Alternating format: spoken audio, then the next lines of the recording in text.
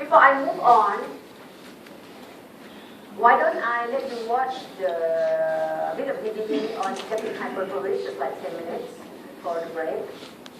Yeah, so that you know the distribution of these skeptic hyperbolis and transgressionists. You will hear them talking about Birkenhausen quite a lot. And Mrs. Gosling has reminded me to tell you to remember to go into VRE. Have you gone into VRE? Have you? Because Mrs. Gosling said whenever she went into VRE, she has not seen anyone from FIA. Yes. So go in there and see what is going on there, anything that you can make use of. This one is from the VRE. So you will be again produced by her about skeptic hyperbolis.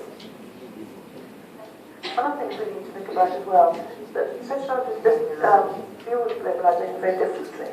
Can you explain the difference between them? For example, the ones that believe it's internationalism, ones that believe transnationalism, and one who are very sort of excited about it, talk about it as sort of hyper-globalization. These are three dimensions identified by David Held and are often used in the literature. Okay, I'll start again. One of the things we need to think about as well, that sociologists view globalization very differently. Can you explain the difference between them? For example, the ones that believe it's internationalism, ones that believe it's transnationalism, and one who are very sort of excited about it, talk about it as sort of hyper-globalization. These are three dimensions identified by David Held and are often used in the literature. My suggestion is that we use with care with any such sort of typology, but it would be very useful before a student starts reading your chapter to go through the various aspects of those three dimensions. Well, it's true that there are many positions that sociologists take on globalization, particularly around this key question, which is, do we live in a distinctively new world, a globalized world, or is this merely a continuation, an important extension of existing processes, but not one that's fundamentally different from modern societies?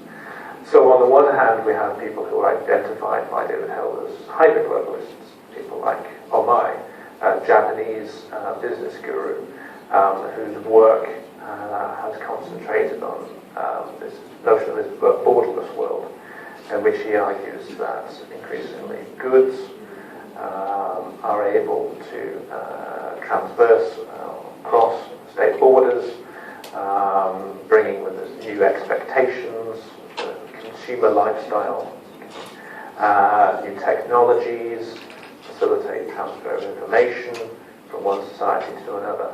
And this, he argues, effectively limits the power of the state to intervene. He thinks it's a very bad thing. The state should try to stop this. But they face real consequences. He says real costs to trying to limit these flows. So here, in this argument, the consumer is sovereign. The consumer is actually global and demanding thing. Yes. Is that correct? But yes, it's partly driven by technology, but also driven by consumer expectations. Okay. Let's take the middle one, the one that the students seem to like because they like falling into the middle. The transnationalists, people like transformationists, people like Leslie Sklair and others. What is their position? Well, their position is that we can see changes, significant changes going on in the world. Okay. So we can see an increase in transnational production, the rise of transnational corporations, which we might talk about in a bit more detail later. But they argue that this doesn't mean that globalization is unstoppable. Okay? They would acknowledge that the state still has power, but the way in which the state exercises power changes. So you see the rise of the European Union, the rise of the United Nations, the World Trade Organization, and these are different forms of the exercise of state power. And so politics still has a role in shaping how globalization emerges. Good, so we've talked about hyperglobalists, and note, you were talking about Omai, who's actually a business guru.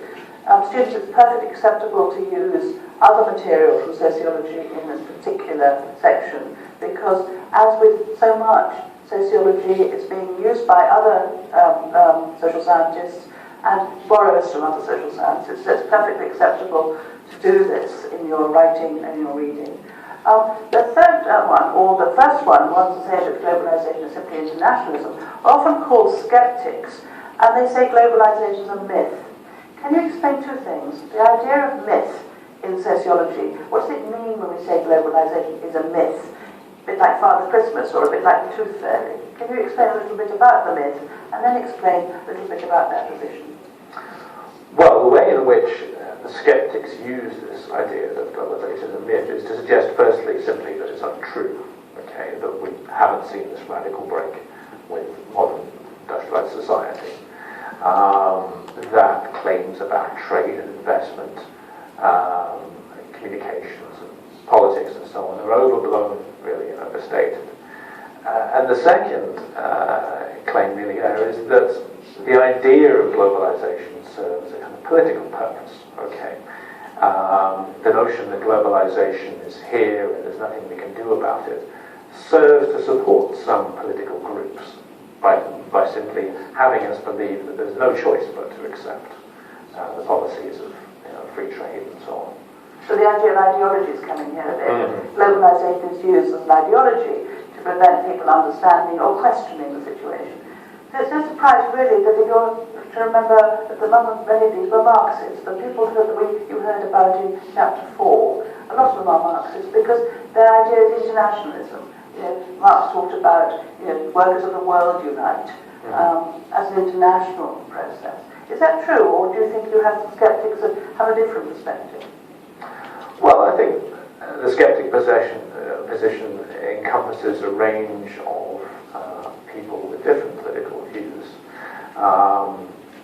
Yes, it's true that people like Sclair would be skeptical of the idea that there's nothing you can do about the global economy.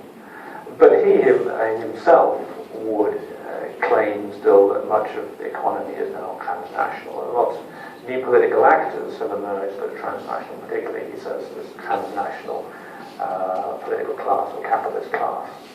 But then there are others like Hurston Thompson, who are an economist and a sociologist, and then others still like Michael Mann and Colin Hay, who are more inclined to point to what they say is the greater complexity of the process.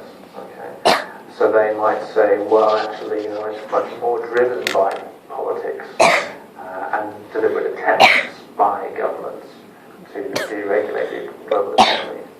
And so it's not clear that they're necessarily Marxists, but they're certainly, they say, we want to look further into history to get a clearer comparison picture of what's going on, and to look in more detail about the empirical picture. It's important, as you're listening to Simon, to realise that it's very, very, very difficult simply to categorise some of these sociologists. In some areas, they could call them sceptical, in some areas you could call them transformationists, and some even hyperglobalists. But the most important thing when you're writing or you're reading about this work is to actually assign or understand that it's a particular view of a sociologist or a social scientist, not to simply label them as things, because nothing is quite as simple as that. You also very usefully introduce the idea of history, and particularly on the skeptical approach, history is extremely important, because it's the idea maybe it's a sort of a U or a W even. We've had periods of internationalism and then a rejection of the model, and then moving into more internationalism. For example, in the 19th century, it was really free trade. Free trade was the big ideology. And then we had protectionism, and then we had more free trade, and then it's like that. So the idea that you can understand globalization without understanding history is actually nonsense. Don't worry about that. In the literature, it's very clear, but I think it's an important concept.